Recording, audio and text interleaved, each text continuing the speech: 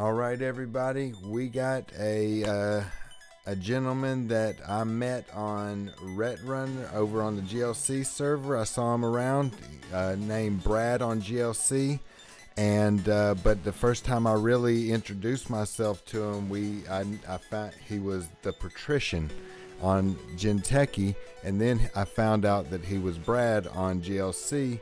And since then, we have been gaming at least a couple, 2-3 times a week usually, and having some great chats just in the text box there and on Discord, and really kind of developed somewhat of a friendly, for sure to me, a friendly relationship that offers laughs and also just some good information on Netrunner, as we both desire to grow in our game abilities here. So without further ado, I'll turn it over to the patrician, aka Brad, to share his Netrunner story, and then we're going to get into his deck here that he provided so graciously to me. So I'll turn it over to you, Brad. Welcome. Thanks, mate. Actually, really nice to have a chat and talk all things Netrunner. That's particularly because of lockdown. It's probably become my favorite game that I've been playing over the last few months. I love board games and card games, especially ones that are different. And I was out at in Australia, they're called op shops, but just shops where you can buy secondhand stuff that people donate. And I came and there was a box sitting in the toy section, right? And it had Netrunner on the cover. I'd never heard of this game before, and it was still in its shrink wrap, and it was like $8, I think. I was like, this looks interesting. I'll take it home and have a look. Opened it up and looked at it, and I was like, I have no idea what's going on here. And it was a core set. It was the first, so not the last revised core set before 2019, but the one before that. So I think it was just at the time that that Fantasy Flight had taken over the Netrunner license. So kind of muddled my way through it. Found the Team Covenant tutorials on YouTube, which is awesome. And even then, I had no idea what was going on. I kind of understand the basics of the game, but in terms of understanding how the decks worked and what the different card combinations did and the finer points of piloting a deck. I had no idea, right? And a friend of mine, who was also in Melbourne, in Australia, he had a couple of expansion packs and decks but he never got to play with anyone, right? So we'd catch up maybe once a month or once every second month.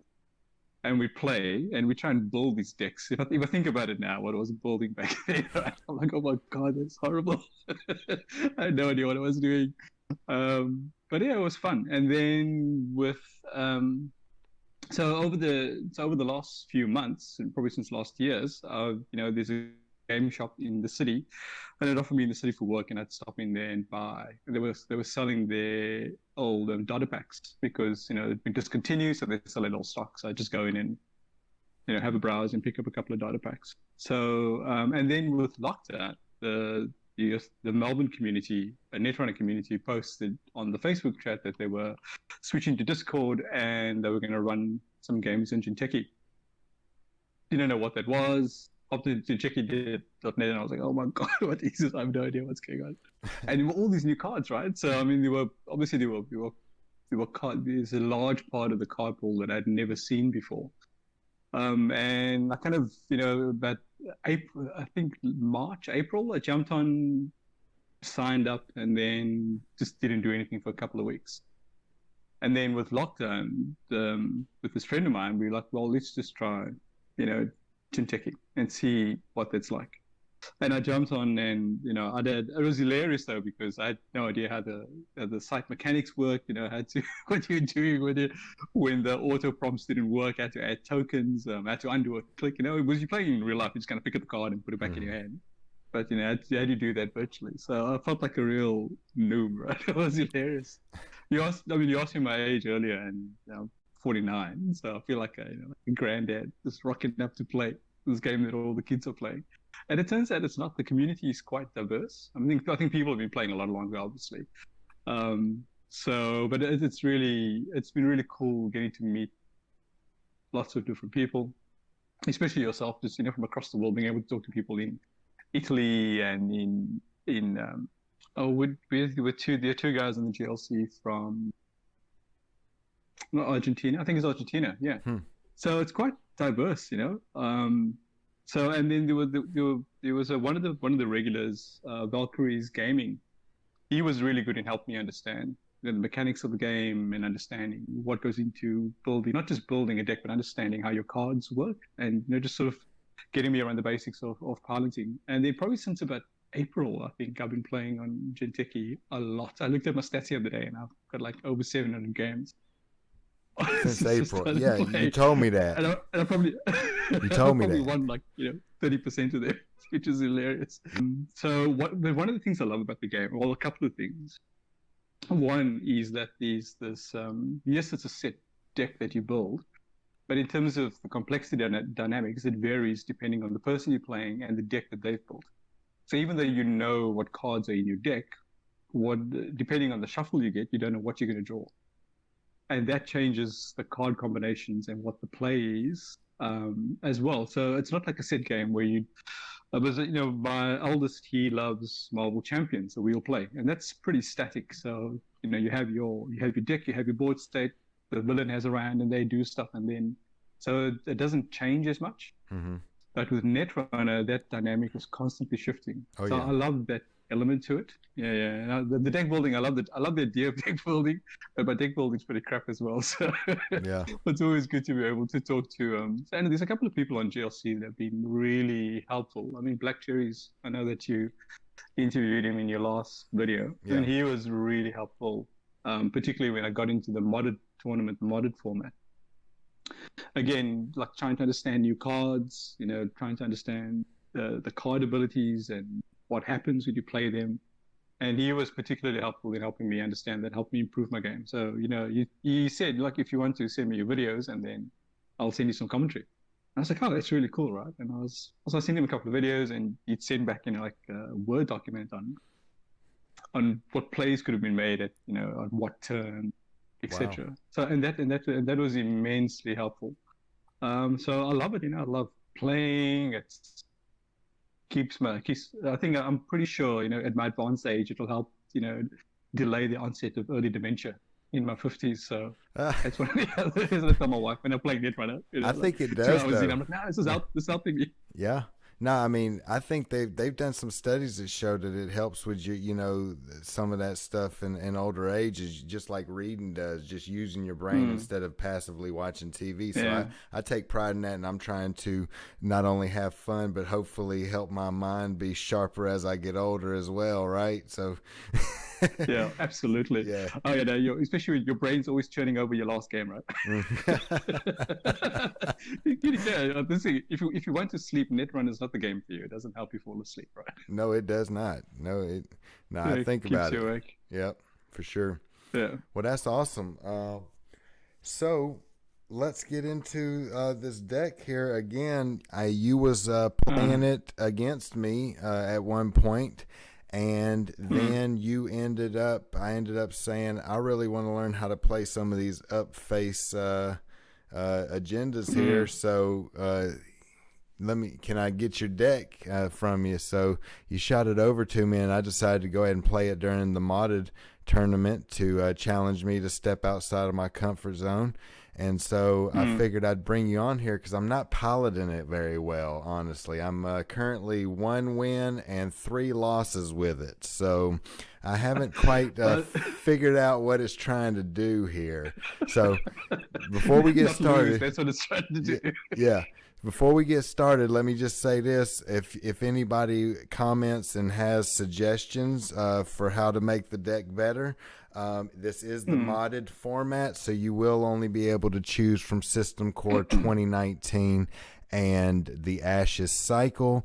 And Hmm. also, you notice here it says standard illegal. Even though all these cards are legal, Kayambe Grid is a new card that was banned by Nisei because of its power level, but they did not, those restrictions are not on the modded format for the ban list. So just to go Hmm. ahead and share those things up front. But let's get into it. Yeah. Go ahead wherever you want to start with your motivation or certain cards or whatever. It's I'm turning it over to you here. Cool. Thanks, Richard. Yeah, it's interesting. So in the modded format, and there was actually a bit of a discussion about it in the modded channel earlier today. I'd say this morning was that's when I was reading it. In that the corp in modded format is more limited in terms of what it can do with win conditions than the runner. And also, just to be clear, right? I'm quite new to Netrunner. I mean, I'm a long way from where I started, 6 months ago. But there are players who could probably take this deck and pilot it a lot better than I can. So the intention behind the deck was the only way you can kill a runner in modded is either through punitive counter-strike, um, and we Bowsley uses that really well in his Blue Sun deck. And Blue Sun can generate enough money way faster than the runner to kill them, and just leave a 5/3 agenda laying on the table, which he did to me in a game. I think I was dead by turn 3, so I was Hmm. like, "It's awesome." so, the whole idea behind Earth Station is to go glacier, right, or mid glacier, is to try and make it as taxing as possible economically for the runner to get through.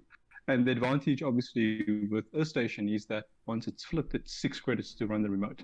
So the runner's got to spend a click to run and money to get through HQ, and then to be able to run the remote. So that's the theory. There are games that I've played where, particularly, I mean, econ in Netrunner now is ridiculous because when in the core set, if you look at your econ options, it's like minimal, right? It was like maybe 3 hedge funds for a corp and then whatever asset econ cards you could find. But now there's like money for jam, especially as a runner, and there's so many options to get cash on the board, and which kind of to some degree negates a station's ID. So with Stimmac and maybe 15 credits, a runner can just bypass HQ and make a big run Mm-hmm. to steal a game-winning agenda. So even so, which is hard trying to build this deck to tax a runner economically because I can't. It's hard to kill to flatline a runner. So the idea was to build.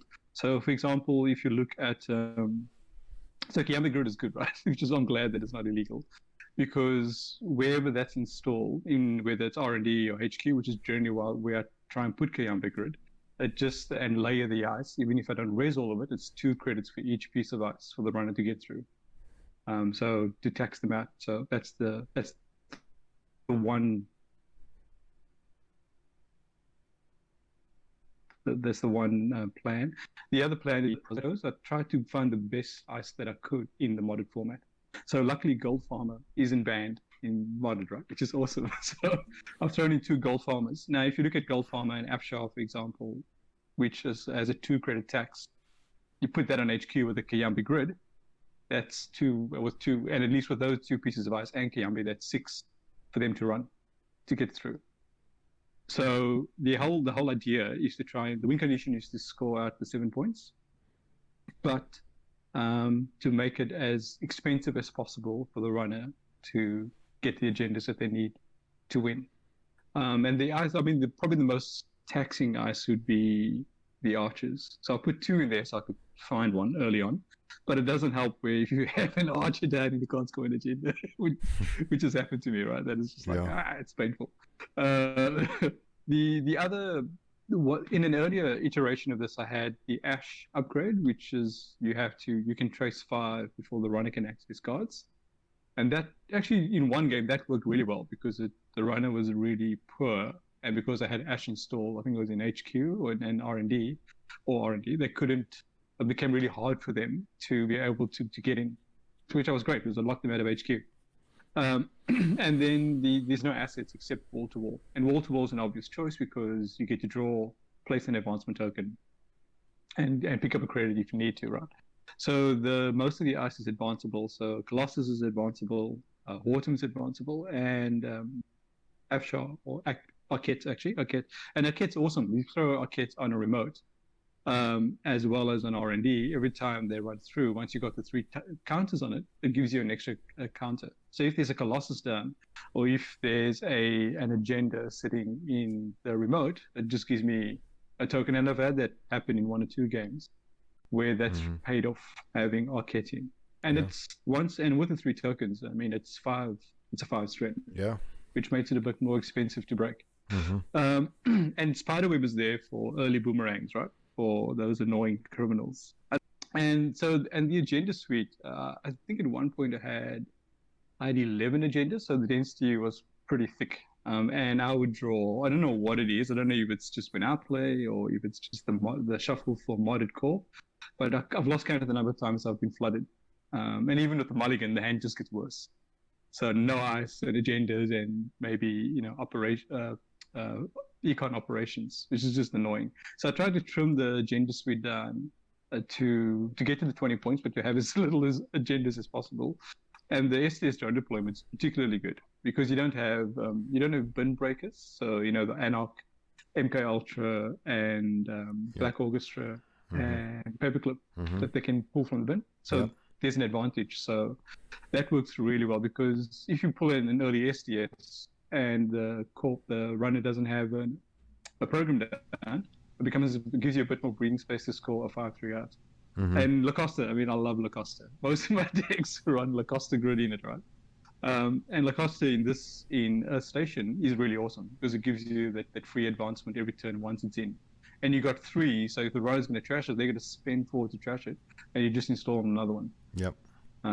Which makes your life a bit easier. So the and then the other agendas are money is always an issue. So Oaktown is good money. If you can advance that. So every time you advance, you get a credit back, which is great. And Divested Trust is awesome, because I've managed to fire that in one game where runner had stolen SDS, I think. And I had the Divested Trust in my hand, popped that, got it back into HQ, and got 5 credits for it. So I'm like, yes. Nice, really good, because you make them trash a program, and then you get it back. That's awesome. Yeah. No, that's my favorite agenda. I think in the game is STS drone. I absolutely love it. I mean, it's just so, there's just so much interaction going on there. It's fantastic, especially for, I mean, I'm sure you'd have had this experience where you're playing Crim, and their code gate breakers are generally out of the Shaper faction, right? So if you can kill off their code gate breaker, it makes it really hard for them to get in. And so, I mean, that's the theory anyway. And then obviously try and score an Atlas with an advancement counter, so you can pull something else that you need later in the game. I had hostile takeovers in here, but I just didn't think it really did much for one bad pub. Yeah, and I'm like, you took it out. Check it out. I need to get the new list. You holding out on the new list with me, huh? Oh, you got the list of the hostiles. I got that old busted list, probably like iteration 2 or something. You got there with like version 6. Sorry, and that wasn't intentional. It's like, you play with this list, I'll play with this list. Yeah. So this list, the list that I've got now there's 9 agendas in it, which from a density perspective makes it a little bit easier and palatable. And the rest of the cards, the operation cards, are all econ, right? So you've got your beanstalk royalties, hedge funds, and IPOs. The other include was NAPD Cordon. Again, it's an econ defensive card, right? So if you're going to agenda in, put an NAPD Cordon out, it's another 4 credits plus whatever advancement tokens you have for the runner to spend. So that's the whole thing is built around making it as expensive as possible. So even if they have a burst for one turn and, they've got a caddy, pull maybe 15 credits of a caddy, and then throw and use Stomach to get through the remote, they've burned through most of their cash to do that. Yeah. And so even if they steal the agenda, that's fine. Because if it's only 2 or 3 agendas that are out, I don't care. It doesn't really matter. Because now it just sets them back a bit more, so then I get to go again. So are you only running? Yeah, no, I'm with you. I mean, it's all about making those windows, right? They might steal Yeah, something, but then you break them and you got a chance. So, are you only running yeah, one divested trust, and you replaced a divested trust and a hostile takeover with another 3-2? Did you add a project? yeah. Are you running 3 Project Atlases now? 3 Project Atlas, 2 Octane renovations, and 3 SDS. And then one That was the only divested way. trust, and then One one. divested. That's it. Okay, all right. I might That just switch only that way to around. get it to 9 cards. Yeah, I, What's I, that? I like running that agenda suite too. I did that in my last modded deck where I only ran 9, but I Yeah, was running 3 SDS drones and 3 vulnerability audits, and I really like those vulnerability audits with the NAPD cordon. Like, that's another yeah, one of the cards I absolutely love is NAPD cordon. So yeah. It's really good. It's yeah, good value. yeah, And the vulnerability audit is really cool though, because especially with Lacosta, you can install it the last click in your turn, and then just fast advance with well, if they don't steal it, fast advance the next turn. you got me. And that's the thing with Go ahead. and that's the thing with Lacosta. It's accelerating your advancement, right? Particularly with 3 SDS drone deployment. Mm-hmm. 5.3, it's a pain in the ass to get out, right? Yeah, What's your experience been with the Earth Station deck? with this one right here. Mm, Like I said, I'm 1-3, but I didn't necessarily play it. But somebody the other day, they ended up. I was playing with them. One of my buddies, actually, I just got him on Genteki, and he's not a regular Netrunner player, yeah, but he picked up a Earth Station deck that had a whole bunch of shadows in it. Or just like yeah, in run, it's like almost yeah, like an ice wall. And anyway, he used Kiambe grid to advance that sucker like yeah, 8 times, and he had like and then he had another ice that lets you. I can't remember what it is, but it lets you when they bypass it, it lets you swap it with another ice. So he was moving all his yeah. ice around, and he had a bunch of these shadows that had like 7 advancement tokens on it. And man, stuff got expensive though. You know what I mean? So I was like, that is That is it's, and that is then with you rude. explaining it, it's like, oh, I need to be advancing stuff, right? I need to be putting Yeah, Kiambes out. I didn't understand how to play the yeah, Kiambe grids at all until you explained it yeah, to me. So, yeah. And that's the beauty of Kiambe, right? So not only can you advance ice that can't be advanced by just dropping a token on it, but you can continue to build up like a Colossus, for example. I mean, a 8 strength Colossus is just a nightmare to get through. mm-hmm, I mean, it starts on 4, so 8 strength. So the runner's got to pay what at least with some of the breakers, maybe between 4 and 6 credits to boost, and then still to break the 2 subs. So it adds up. mm-hmm, yep. And you couple that Kiambe with a wall to wall, and it's awesome, right? So I'm about to. The one thing I found is that sometimes, like, yeah. No, go ahead. I was just say the one thing I find is that sometimes if I know that I've got a window and the runner's still building their board state, I'll relax a bit and leave a wall to wall in the remote and just keep adding tokens on. So Mm, the trick is knowing when to jam an agenda and rush it through versus trying to turtle up and just keep big pieces of ice on the board, especially with a lot of the most runner decks, aside from the shaper decks, will have some sort of ice destruction in it. So the Devil Charm, Jizzle combos are really popular. And I've seen them pop up in a couple of criminal decks as well. So yeah, don't be complacent. for sure. All right. I'm thinking about. Yeah. I'm looking at some ideas here. You actually got me pondering like changing up the agenda suite a little bit. I almost want to run a vulnerability audit too. For that, because I'm greedy like that. No, I'm gonna stick with what you got there. The 3-2s there. I'm gonna go with Yeah. one divested. Let me see what else here. I think everything else I'm pretty much good with. I just gotta make sure I'm Hmm. doing that advancement game. So, all right. I've put in 2 gold farmers as well. Recently, a couple of days ago actually. And someone mentioned that the gold farm is legal in modded.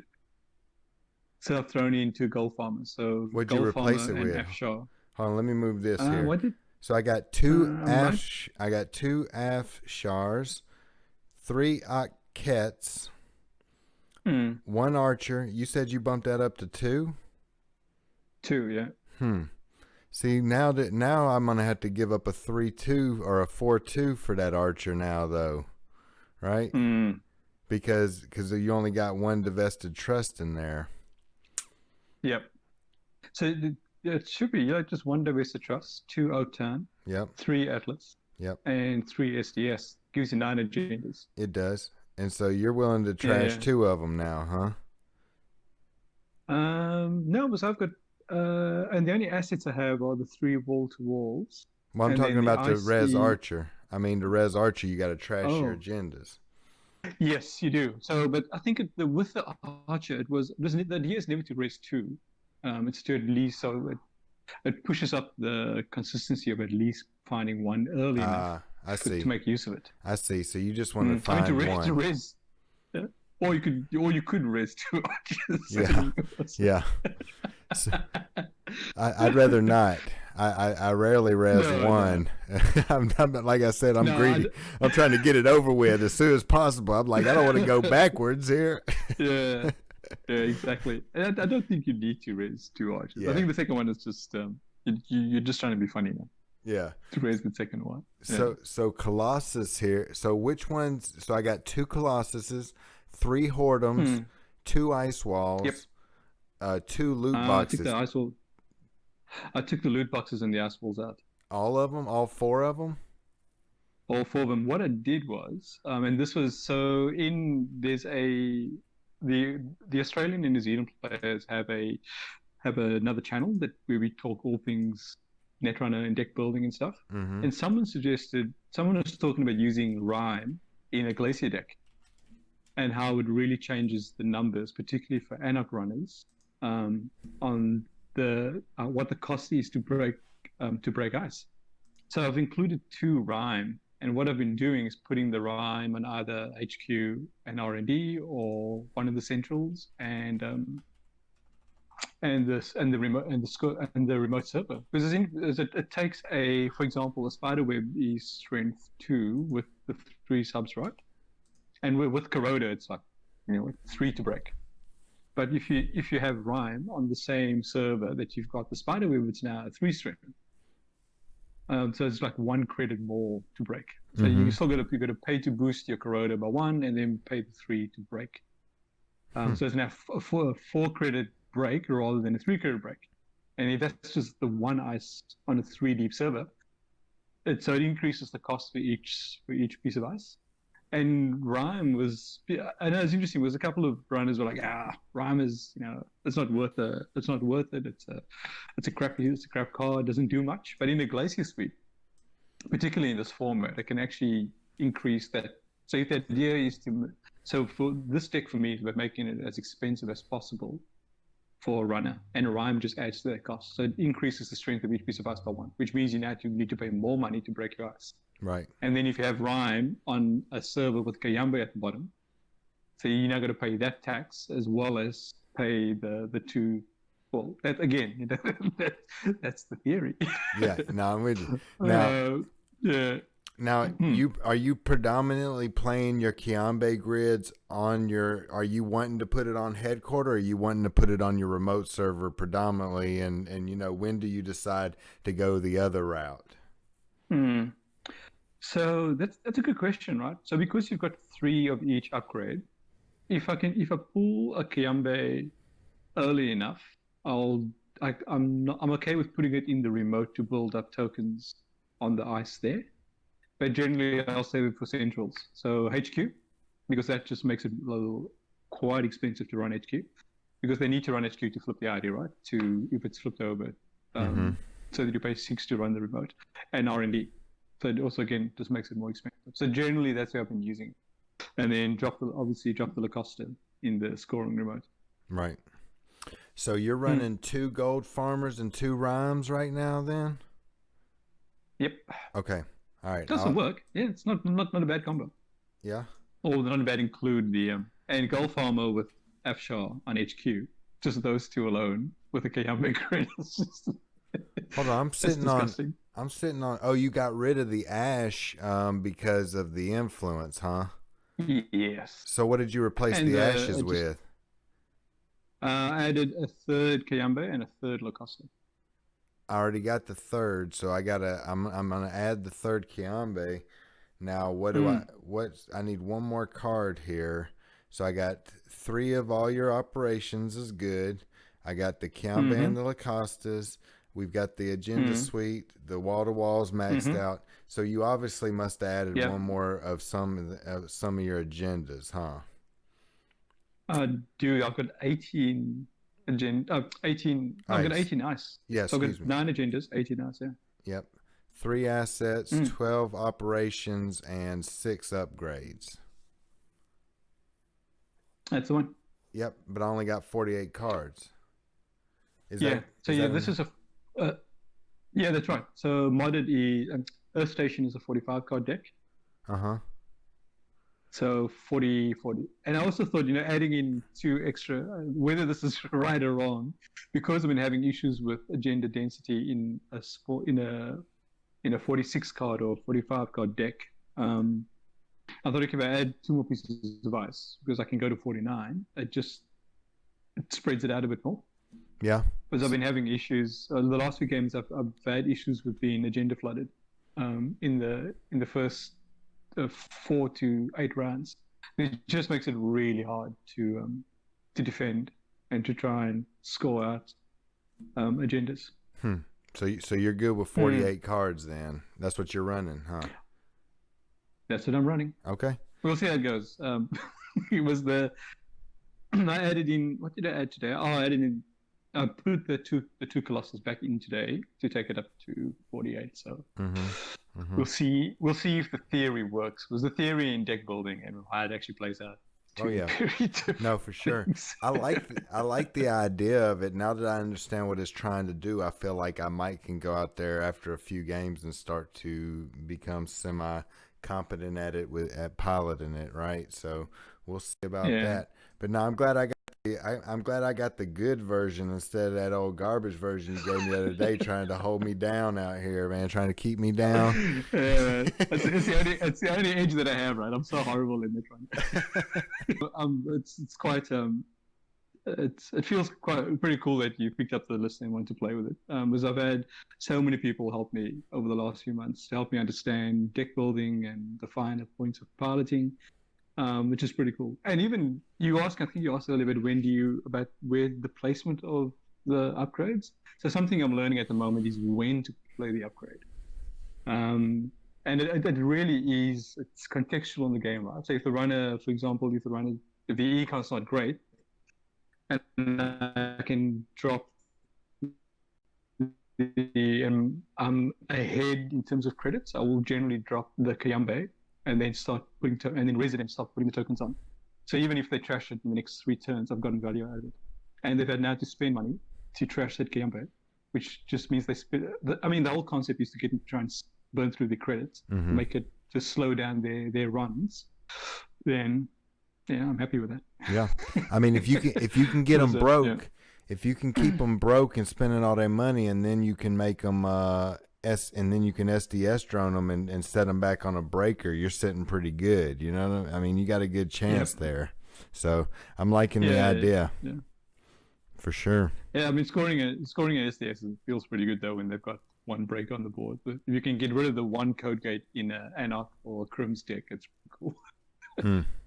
Just makes it harder for them to do much else. It's a shame. Again, it does come down to, I think most of the game, a lot of the modern games that I've played as a co-op, a lot of it comes down to money, and I've lost a lot of games for not having enough to be able to raise stuff or build up a strong enough defensive ice setup to keep a runner out. I mean, I started out playing Jinteki in modded, and that was just horrible, right? The Jinteki's got no money. It's just disgusting. And I had a similar version of this deck in Building a Better World, which gives you an extra credit every time you play a transaction card. So very similar setup. Just trying to play a Glacier game. And then I came back to Earth Station probably a couple of weeks ago and tweaked this deck, and I've been enjoying it a lot more.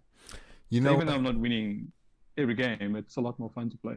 I'm gonna do it, man. I'm about to do something here because, like, I really think Cause see, with the Project Atlas with this deck, like you've got to put it out there and for a turn anyway.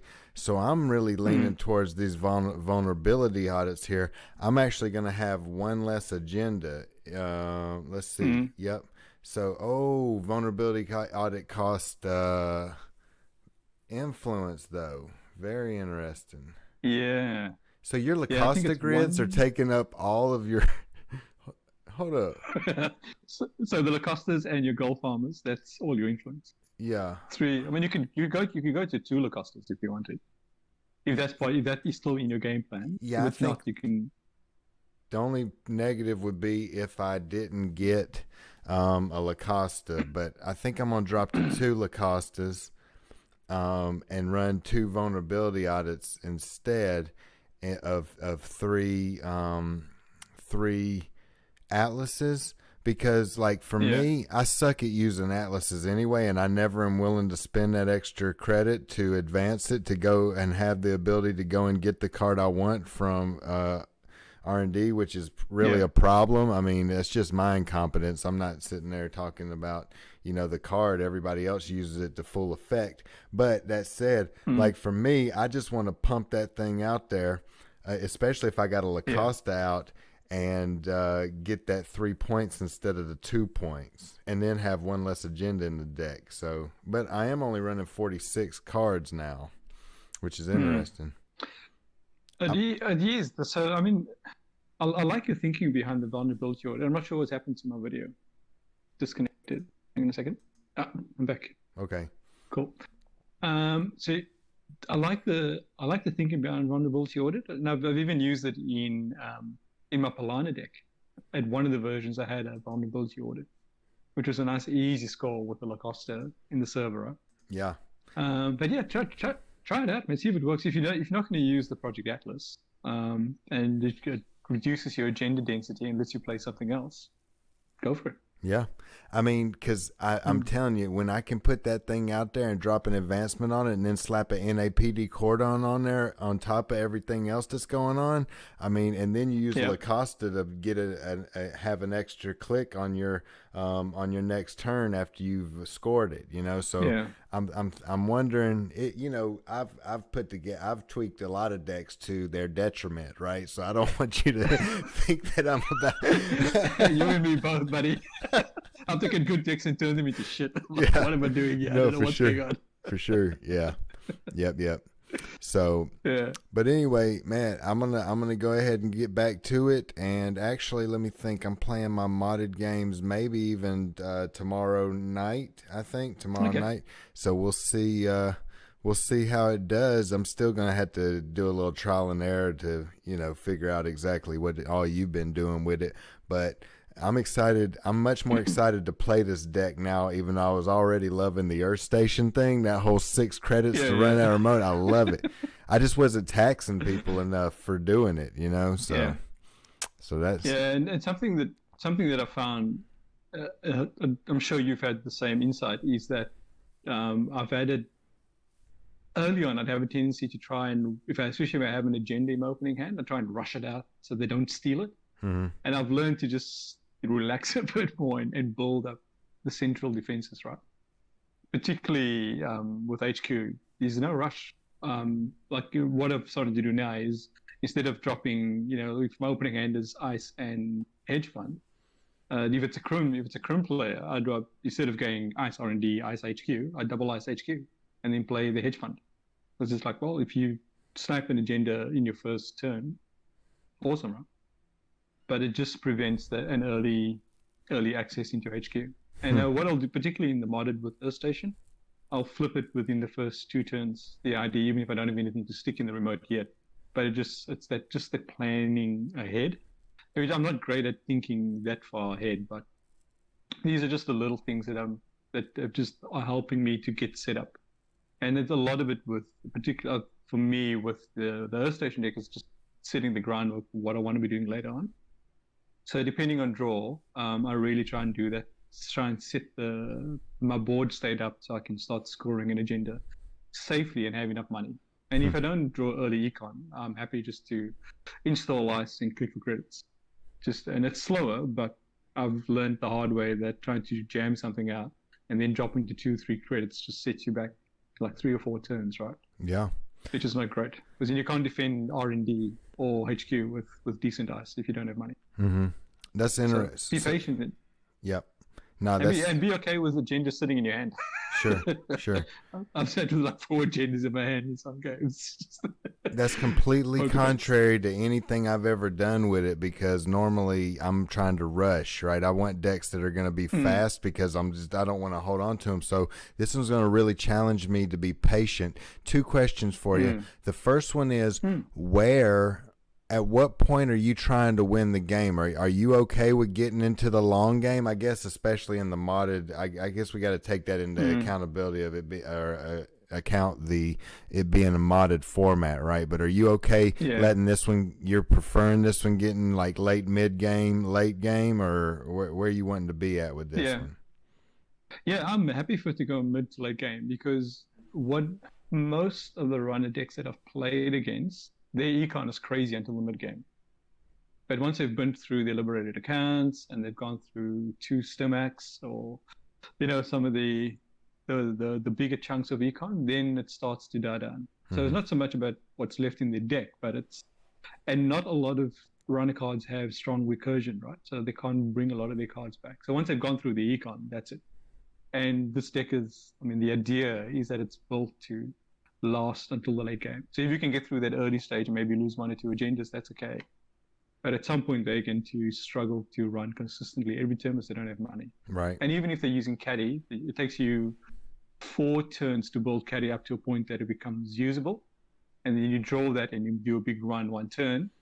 And then they have to build another 3 or 4 turns. So you have these windows in between those bursts, the runner bursts, to score out agendas. The one thing that I do find is missing, there have been quite a few games where I've gone, it'd really be useful to have a card to tutor an agenda. So either if I don't have an Atlas with a token on it, not having that was the game has been at a pace that I needed to score the Atlas out.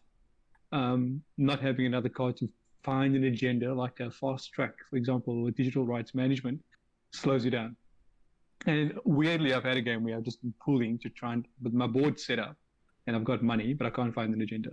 So, you're just going through your cards trying to find that agenda to win the game. Mm-hmm. So that's the one thing that's missing from the modded. I don't know if DRM is in the modded format, I'm sure.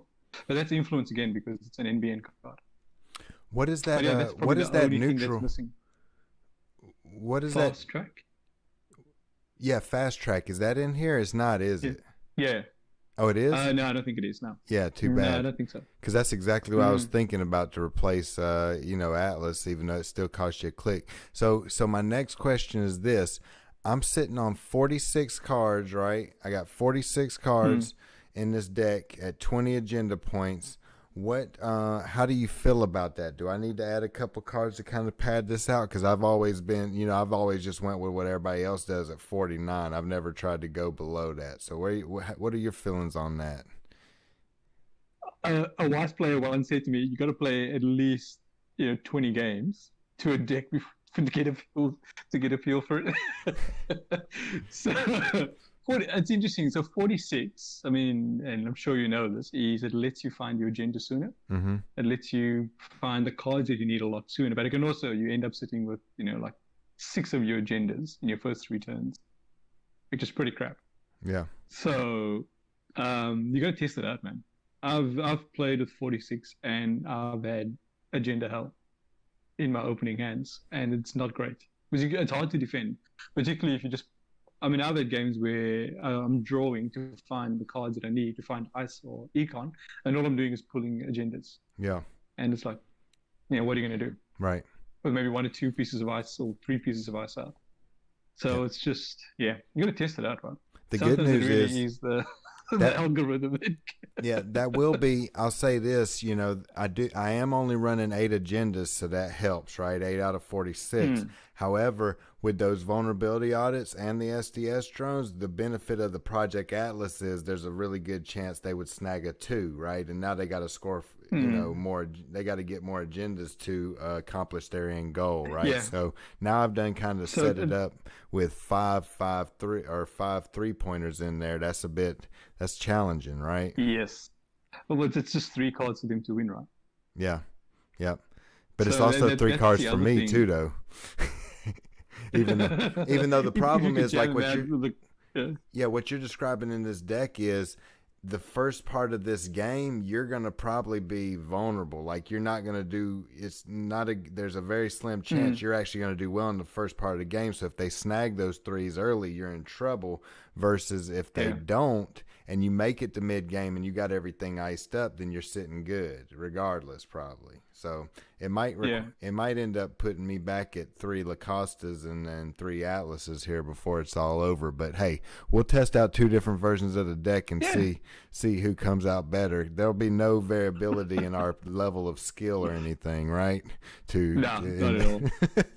Well, the other thing with the agenda density is that with less 3-pointers, they have to steal 1 extra agenda to win. Theoretically. Mm-hmm. But like I said, if you've got 5 3-pointers, it's like shooting fish in a barrel. Yeah. Yeah. Yeah. But test it out and see how it goes. Yeah.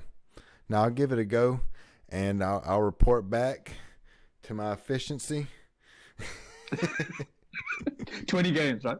You got to get 20 games under your belt. I'll try and put in 20 games with it. I'll be playing with you. I'll definitely put in 4 or 5 of them with you for sure over the next couple of weeks. So, absolutely. So we'll see what happens I here. can play my Shaper deck. Yeah. I love me some Shaper. I've switched over to Anarch now, so you don't have to worry about those jerk crims anymore when you play me.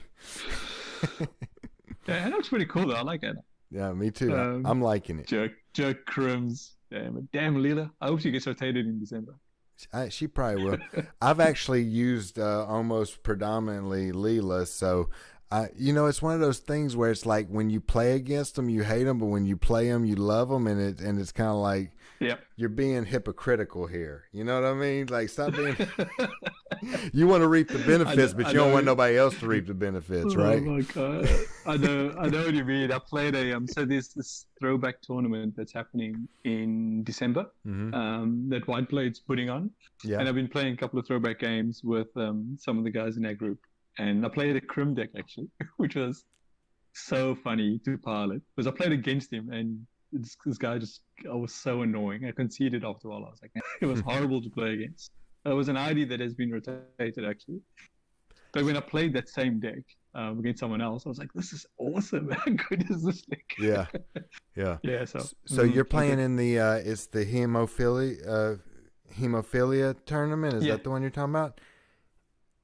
Yeah. No, I'm not. I don't think I'll play just because of the time difference. But a couple of guys in that group are playing, and I've been helping them test some decks, just playing games with them. Yeah. So and it's only one. You get to choose one card that's been rotated and put it in. It could be an ID or any other card. Right. So some guys might just use an agenda that's been rotated out in a current standard deck. Yeah. It's fun though. There's some crazy cards out there. Do you get to play 3 of the cards you pick? Or just one? Yeah, so 3 of the same cards. Okay. So if you play an ID, it's an agenda. You can. Yeah, I got you. Okay. Yeah, I've saw about it. This ID is disgusting. Go ahead. It's the ID is Steve Cambridge. Mm-hmm. So once a turn, you can recur cards out of his heap, 2 cards, and then the corp chooses which one gets. It's trash. Yep. It's removed from the game. Yeah, I play Terminal Directive. Yep. Yeah. Sometimes it's what do you want to trash? You want to trash a division of funds or another division of funds? So you just keep recurring the same card. And I'm like, oh my god, this is just disgusting. Yeah. I was so poor in that game. It was horrible. No, for sure. I'm glad you brought that up. So I've seen some information about it, and I'm thinking about doing it. I just got to check time frames. I've been playing a lot of Netrunner lately, and Yeah. and I'm already into I'm already in like 3 tournaments, and I was also looking at the Janksgiving tournament as well, that's coming up. Oh, right. Okay. So, which is also donating to, a charity with it and all. Mm. And so I'm Fantastic. I'm having to weigh out how much time I have for standard, because I'm really playing other kind of formats until we get to the system gateway coming out in December. So, but yeah, I'm glad you brought it up, because if people who don't know about it, they've got, you can see it on the Netrunner Dorks Facebook group, as well as I've seen it in a couple other places I can't remember, but they're advertising about the hemophilia tournament, and if you're interested in not only doing it for fun but also supporting a great cause, then feel free to jump in there. So yeah, it's a great idea. I love it. It's really good. Just the time of being in Australia. we either time traveling ahead of the rest of the world, or we so far behind. It's crazy, man. Yep. No, I'm with you. It's wild to know somebody's almost 15 hours away from me, ahead of me. So Man, you still on Wednesday, buddy. I'm already at the tail end of Thursday. Oh yeah. I mean, I've got to come in and check in with you each day to find out what happens tomorrow. You know what I mean? I see the future, my friend, and it's not great. Just stay where you are. Well, hey, Brad, it was a pleasure to finally actually meet you, because we hadn't even done voice before, but we've had a ton of great chats via text, and great laughs. I've laughed a lot. I don't know if you've laughed. Absolutely. I've laughed. and just enjoyed some good Netrunner. So I appreciate you coming on, and I hope to have you on again for some other stuff for sure. In fact, we should record our games of us playing each of our corps, and see how they fare there in the near future. So I'll get with you in the next hopefully few days or so, and we'll make that happen though. So yeah, that sounds good. We can actually do the Earth Station play. And record those games in. Yeah, that's what. Have a chat about it if you want. Yep, that's what we're gonna do. Thanks for hosting me, man. Yeah, good to meet you in person. I'm glad to meet you, and I'm glad that the people were able to meet you out here who might watch this video, and when they see you on Jinteki as the patrician, they know who they're playing against. So it's like that guy who plays that shit. No, hey, I'm telling you, it's impressive what you've accomplished in 6 months, and since April. To put in 700 games. Thanks, and you're definitely a step above me already. I've only played 325, and it's been spread out over a long time. So you've put in the work, and I can already see. And you've also put in the time talking with a lot more people about it, and spending that time gleaning from people. So I can see the work put in, but every once in a while I pull out a win against you still. That's what I love about Netrunner. There's still a chance for a poor soul like me. I love those variables. You can have the best deck, but whatever happens in the day happens in the day. Right? I love it. It's awesome. It keeps you on your toes. Absolutely. All right, Brad. Well, it's a pleasure, and I'll be talking to you soon. So take care. Take it easy, man. Good to meet you, Richard. Yep, you too. See you, buddy. Bye.